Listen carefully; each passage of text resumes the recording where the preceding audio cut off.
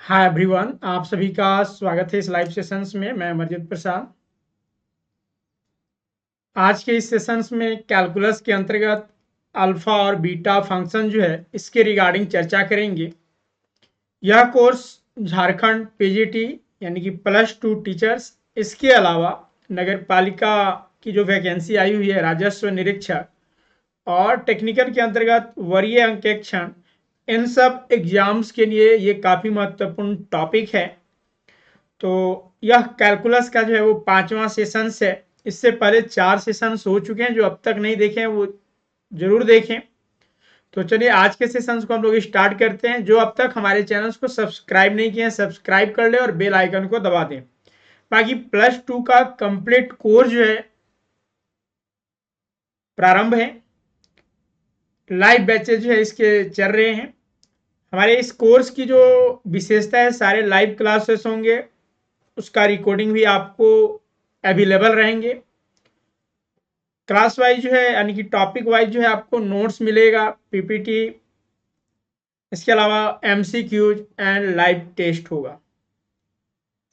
तो ये सारे फैसिलिटी इसमें रजिस्ट्रेशन करने के लिए आप डायरेक्ट स्वरूप लर्निंग ऐप गूगल प्ले से डाउनलोड कर रजिस्ट्रेशन कर सकते हैं, या आप इस नंबर पर कांटेक्ट करके भी जो है सारी जानकारियां प्राप्त कर सकते हैं।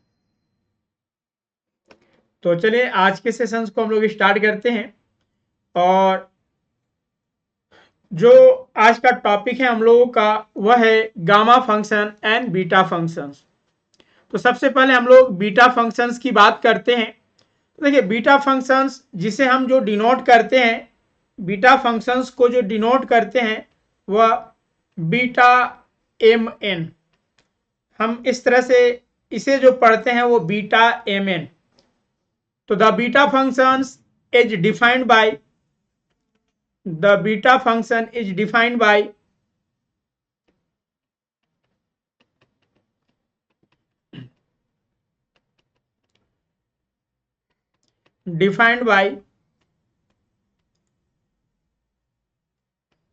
beta mn. This is equals to integration of 0 to infinity x to the power m minus 1 into 1 minus x raised to the power n minus 1 dx. That means कि beta functions is defined by a definite integral 0 to infinity as beta mn equals to integration of 0 to infinity x raised to the power m minus 1 into 1 minus x raised to the power n minus 1 dx. Here m and n is less than 0। यहां पर जो है वो m और n जो है वो 0 होगा। इसे जो पढ़ा जाता है वो बीटा एम एन। तो देखिए, आखिर हम जो अब तक, ठीक है, अब तक जो इंटीग्रेशंस करते आ रहे थे वो किसी फंक्शंस का एफ ऑफ एक्स होता था, हम उसका जो था वो इंटीग्रेशंस करते आ रहे थे। लेकिन अब यहां पर देखिए, यह जो इंटीग्रेशन है वो m और n पर डिपेंडेंट है, क्योंकि हमें बीटा एम एन का वैल्यू यह संपूर्ण इंटीग्रल देगा। जो कि पहले जो हम करते थे वो x या फिर अदर टर्म y होता था, z होता था, एज इट इज जो है था वहां पर इंटीग्रेशन होते थे। अब देखिए, this is beta functions. Beta functions के कुछ प्रॉपर्टी होते हैं, और इन प्रॉपर्टी तथा इस डिफिनेशंस के माध्यम से जो है वो क्वेश्चंस एराइज किए जाते हैं। तो सबसे पहला प्रश्न जो आपको पूछा जा सकता है वो डिफिनेशन से, कि in which denoted by beta functions. तो बीटा एम एन, इसका जो डिफिनेशन है वो integration 0 to infinity x raise to the power m minus 1 into 1 minus x raise to the power n minus 1 dx। अब इसके जो इंपॉर्टेंट प्रॉपर्टी है तो हम प्रॉपर्टी को यहां पर देखते हैं। तो लिखिएगा properties of beta functions. Properties of beta function.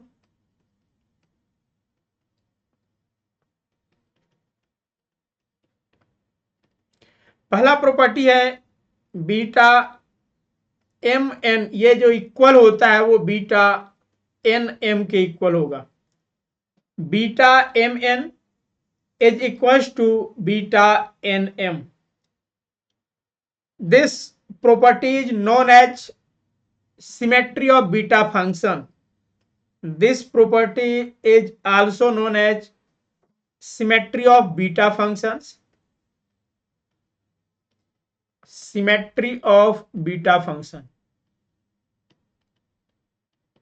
देखिए यहां से भी प्रश्न पूछे जा सकते हैं, पूछा जा सकता है कि इनमें से कौन प्रॉपर्टी जो है वह सिमेट्री ऑफ बीटा फंक्शंस को सेटिस्फाई कर रहा है या फिर कौन सा होगा। चार ऑप्शंस रहेंगे और जिस ऑप्शंस में हमें ये फॉर्म मिलेगा वही यहां पर सही होगा। दूसरा प्रॉपर्टी ये है कि बीटा एम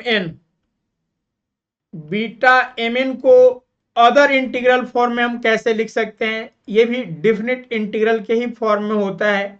जिस तरह से डिफिनेशंस में हम लोगों ने देखा 0 to 1, अगर हम इसे 0 to इनफाइनाइट में कर दे तो उस केसेस में इंटीग्रल क्या जो है फंक्शंस का जो है वो वैल्यू क्या होगा। तो अगर हम 0 to इनफाइनाइट कर दे तो उस केसेस में इसका जो फंक्शंस होगा वह x raise to the power n-1 divided by 1 plus x raise to the power m plus n dx।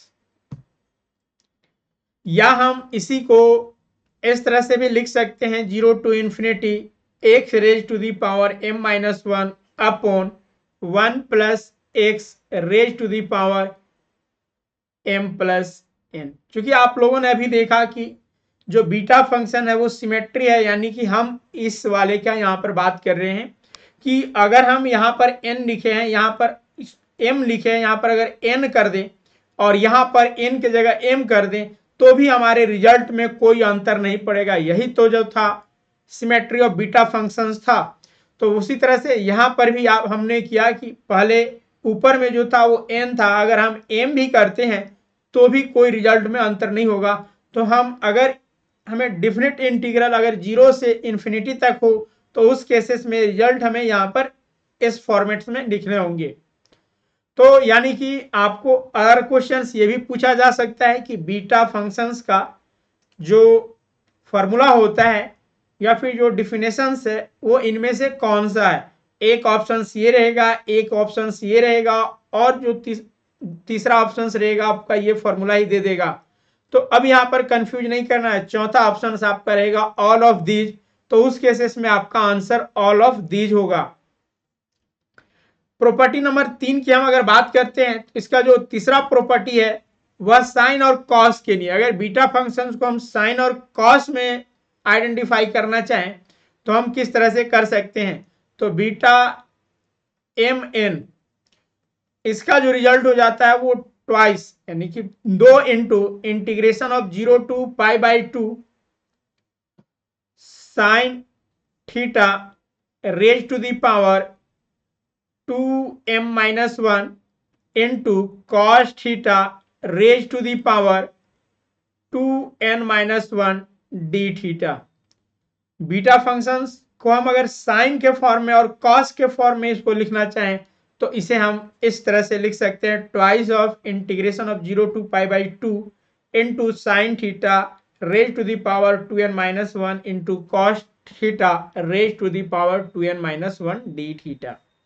या फिर कहीं कहीं बुक्स में आपको इस तरह से भी मिल जाएंगे, तो ये सेम ही चीज है 0 to π/2 into sign 2m-1 theta, क्योंकि ये पावर में होल पावर में था, हम अगर होल पावर को हटाकर यहां पर अगर कर देते हैं तो डज नॉट मैटर, और into cos 2n-1 theta d theta. तो this is the most important property regarding beta functions. ये तो यहां पर बीटा फंक्शंस और उससे रिलेटेड प्रॉपर्टी हुआ। अब आगे आते हैं और गामा फंक्शंस को देखते हैं कि गामा फंक्शन होता क्या है। तो देखिए गामा फंक्शंस को हम जो डिनोट करते हैं, ठीक है, gamma function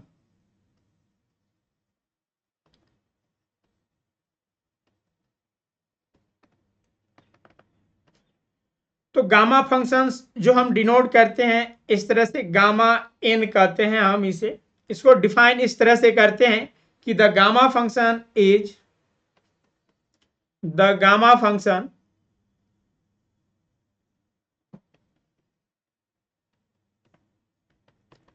is denoted by is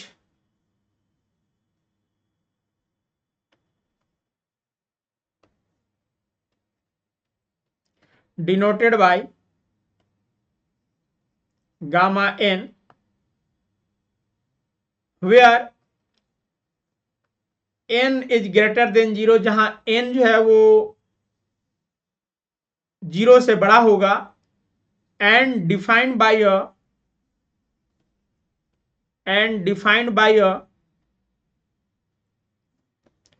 definite integral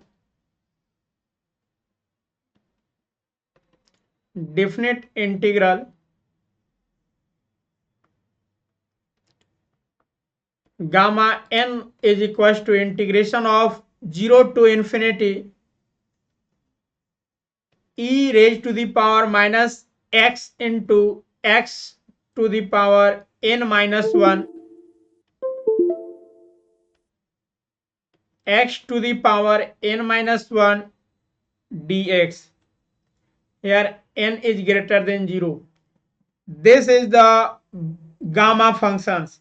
अब यहां पर जो गामा फंक्शन का रिजल्ट हमें यानी कि n के फॉर्मेट में, ठीक, गामा n इक्वल्स टू जो है वो integration of 0 to infinity e raise to the power minus x into x raise to the power n minus 1 dx, where n is greater than 0. तो this is known as gamma function. अब यहां पर gamma functions को अन्य other form में भी हम यहां पर लिख सकते हैं, जैसे कि आप ऐसे भी इसे लिख सकते हैं. अगर हम यहां पर m कर दे तो जहां पर n है वहां पर m कर देंगे, 0 to infinity to the power minus x and x raise to the power m minus 1 dx. अगर सेम उसी तरह से अगर हम यहां पर जो है इस तरह से कर दें, यहां पर अगर हमें गामा 5 लिखना हो तो हम कैसे लिखेंगे, तो integration 0 to infinity e raise to the power minus x and x raise to the power 5 minus 1 यानी कि 4 dx. तो दिस इज द गामा 5 का वैल्यू, ठीक है, ये है.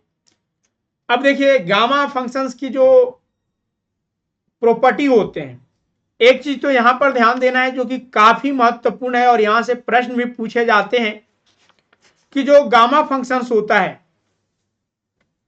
गामा फंक्शन जो होता है ये हमेशा कंटिन्यूअस फंक्शन होता है. वेरी वेरी इंपॉर्टेंट, यहां से प्रश्न जो है अक्सर एग्जाम में पूछे जाते हैं. तो आपको ये ध्यान रखना है कि गामा जो फंक्शंस है यह कंटिन्यूअस फंक्शंस है. चलिए नोट कीजिएगा कि दिस इंटीग्रल फॉर्म, ये जो इंटीग्रल फॉर्म हम देख रहे हैं, this integral form is convergent uniformly. This integral converges uniformly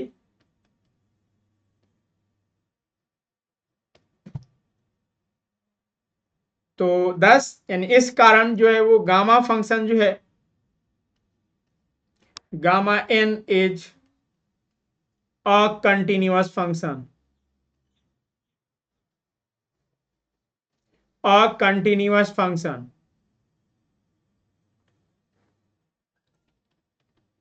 से स्टार मार्क भी कर लीजिए, यहां से अक्सर एग्जाम में प्रश्न आते हैं, वेरी वेरी इंपॉर्टेंट है. इस तरह के जो है प्रॉपर्टी हमें ध्यान में रखने हैं.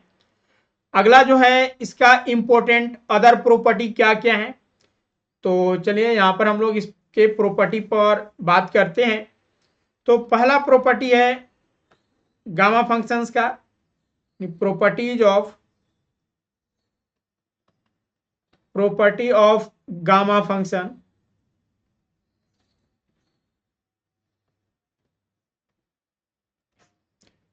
पहला प्रॉपर्टी है कि गामा 1 इक्वल्स टू जो होता है वो 1 हो जाता है। अभी हम इसको सॉल्व करके भी बताएंगे कि किस तरह से गामा फंक्शन यानी गामा 1 का वैल्यू 1 आता है। दूसरा है गामा n प्लस 1 का जो रिजल्ट होता है वो n गामा n होता है, और इसी को हम फैक्टोरियल n भी कर सकते हैं। अभी हम यहाँ पर डिस्कस इसके रिगार्डिंग करेंगे। तो यह दूसरा प्रॉपर्टी है, गामा 1 का वैल्यू हमेशा 1 आता है। गामा n प्लस 1 का रिजल्ट जो है वो n गामा n होता है, इसी को हम फैक्टोरियल n भी कर सकते हैं। तीसरा जो प्रॉपर्टी है वह है गामा n का value z raise to the power n integration of 0 to infinity and e raise to the power minus zx into x raise to the power n minus 1 dx। यहाँ पर जो n होगा और z ये greater than 0 होगा। ठीक है, यानी कि हम गामा n को अन्य और किस फॉर्म में लिख सकते हैं, तो z raise to the power n। z क्या है, तो एक कांस्टेंट नंबर है जो कि पॉजिटिव है, n पॉजिटिव इंटीजर्स ही है। तो गामा n बराबर z raise to the power n integration of 0 to infinity e raise to the power z into x raise to the power n minus 1 dx के form में भी हम gamma functions को लिख सकते हैं। और चौथा प्रॉपर्टी है कि अगर हम लॉग के फॉर्म में गामा को लिखना चाहें तो कैसे हम लिख सकते हैं, तो लॉग के फॉर्म में 0 to 1 into log 1 upon y का whole power n minus 1 dy। This is the log form of gamma function. तो गामा n बराबर integration of 0 to 1 log 1 by y का whole power n minus 1 dy। और चौथा form हम exponential के form में कैसे लिख सकते हैं, अगला फॉर्म पांचवा। तो एक्सपोनेंशियल के फॉर्म में हम इस तरह से गामा n प्लस 1 बराबर जो है integration of 0 to infinity and e raise to the power minus y का पावर जो है 1 upon n into d y होता है। ठीक है, gamma n plus 1 equals to integration of 0 to infinite e raise to the power minus y का power 1 by n dy होता है। तो यह कुछ गामा फंक्शंस के प्रॉपर्टी है। ऐसे आपने इसको ग्रेजुएशंस में प्रूव भी किए होंगे, आप अभी भी कर सकते हैं, बस थोड़ा बहुत सब्स्टिट्यूशंस का हमें प्रयोग करना होता है। तो अब यहां पर आते हैं, ये तो कुछ महत्वपूर्ण प्रॉपर्टी, और इन प्रॉपर्टी से प्रश्न पूछे जा सकते हैं। जैसे कि आपको यानी कि दे दिया जाएगा कि गामा n का इनमें से कौन सा रिजल्ट सही है। तो अगर लॉग के फॉर्म में है तो आपको देखना है कि इस फॉर्मेट में होना चाहिए, एक्सपोनेंशियल के फॉर्मेट में है तो इस फॉर्मेट में होनी चाहिए, और अगर z के फॉर्म में है तो हमें इस फॉर्मेट में होनी चाहिए। तो ये यहां पर प्रॉपर्टी हुए। अब यहां पर जैसा कि हमने अभी बताया कि गामा 1 का जो रिजल्ट होता है वह 1 होता है। तो किस तरह से होता है, तो देखिए हमने अभी बताया कि गामा n, ठीक है, गामा n का जो वैल्यू होता है वो इंटीग्रेशन ऑफ 0 टू इंफिनिटी, जो हमने अभी डिफिनेशंस में लिखा है, e raise to the power minus x into x raise to the power n minus 1 dx। अब यहां पर हम क्या करेंगे, तो गामा 1 हमें क्या चाहिए, गामा 1 यानी कि n जहां जहां है हम वहां वहां 1 पुट कर देंगे। तो integration of 0 to infinity e raise to the power minus x into x raise to the power 1 minus 1 यानी कि 0 dx हो जाएगा। तो अब किसी भी नंबर का अगर पावर 0 है तो उसका रिजल्ट 1 आता है। तो हमें बच गया integration of 0 to infinity e raise to the power minus x dx।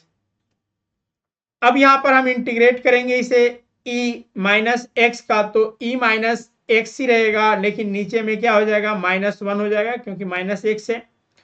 और इसका जो लिमिट है वो इन्फिनिटी टू 0 है, अपर लिमिट इन्फिनिटी और लोअर लिमिट 0 है।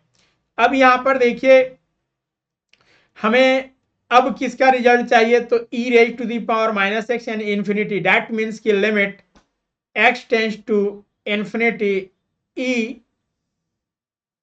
To the power minus x, इसका रिजल्ट क्या होता है, तो limit x tends to infinity और e raise to the power minus x, इसका रिजल्ट जो है वो 0 होता है। तो दैट मीन्स कि यहां से हम अगर बात करें तो ये -1 जो है वो बाहर हो जाएगा, ठीक है, -1 बाहर हो जाएगा और हमारे पास क्या बच जाएगा, तो ई माइनस एक्स, इसमें हम जो अपर लिमिट पुट करेंगे इन्फिनिटी करेंगे, तो यानी कि ये इसका रिजल्ट 0 हो गया। और माइनस अब यहाँ पर ई के पावर अगर 0 करते हैं तो यहाँ पर जो रिजल्ट हो जाएगा वो 1 हो जाएगा। तो अब देखिए -1 और इंटू -1 यानी कि कितना हो गया, -1 और -1 जो है आपका 1 आ गया। तो दिस इज द प्रॉपर्टी, हमने यहाँ पर प्रूफ कर लिया कि गामा 1 जो होता है इसका रिजल्ट 1 होता है। अब उसी तरह से यहाँ पर देखिए एक रिजल्ट है आपका कि गामा n+1 जो होता है वो फैक्टोरियल n होता है। तो अब देखिए हम यहाँ से आपको आइडेंटिफाई करते हैं कि गामा n+1 है, ठीक है, गामा n+1 है, तो यहां से हम क्या कर सकते हैं, तो n गामा n के फॉर्मेट में लिखते हैं। तो यानी कि अगर हमें फैक्टोरियल 5 है, सॉरी, अगर हमें गामा फंक्शन 5 दिया गया है तो हम इसे क्या लिख सकते हैं, तो इसे हम गामा 4+1 यानी n+1 के फॉर्मेट में लिख लिए, तो यहां से 4 बाहर हो जाएगा और गामा क्या बचेगा, n ही यानी 4, फिर 4, अब इसको 3+1 कर सकते हैं तो 3 बाहर हो जाएगा, फिर गामा 3, फिर अगेन 4 और इंटू 3 और गामा इंटू 3 है तो फिर यहाँ पर 2 हो जाएगा और इंटू गामा 2 हो जाएगा, फिर उसके बाद 4 3 2 और गामा 2 है तो ये 1 हो जाएगा और गामा 1, और गामा 1 का रिजल्ट आप 1 जानते हैं, यानी कि 4 3 2 1 आया, तो हम इसी को तो फैक्टोरियल लिखते हैं, फैक्टोरियल 4। तो यानी कि इसका रिजल्ट फैक्टोरियल अगर गामा 5 है तो हम इसका रिजल्ट क्या कर सकते हैं, तो डायरेक्ट फैक्टोरियल 4, ठीक है। अगर आपसे प्रश्न दे दिया जाए कि फैक्टोरियल यानी कि सॉरी गामा 6 का वैल्यू बताइए क्या होगा, तो गामा 6 का वैल्यू क्या हो जाएगा, फैक्टोरियल 5, ठीक है, एक कम हो जाएगा, यानी कि 5 इंटू 4 इंटू 3 इंटू 2 इंटू 1 यानी पंचों का 20 23 60 दूना, यानी पंचों का 20 23 60 दूना 120, यानी कि गामा 6 का जो रिजल्ट है हमारा 120 है। तो दिस इज द आंसर। तो यहां से भी प्रश्न आपके पूछे जाते हैं। तो ये यहाँ पर हम लोगों ने आज जो है वो प्रॉपर्टी और फॉर्मूला देखा गामा और बीटा फंक्शंस के रिगार्डिंग।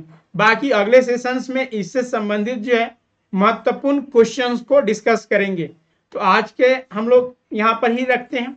बाकी जो पेड क्लासेस में ज्वाइन करना चाहते हैं, अभी काफ़ी मिनिमम प्राइस में जो है आपका पीजीटी के लाइव बैचेस चल रहे हैं, तो उसमें ज्वाइन करें। ज्वाइन करने के लिए दिए हुए नंबर पर कांटेक्ट करें या फिर स्वरूप लर्निंग ऐप डाउनलोड करके डायरेक्ट वहां से आप रजिस्ट्रेशन कर सकते हैं।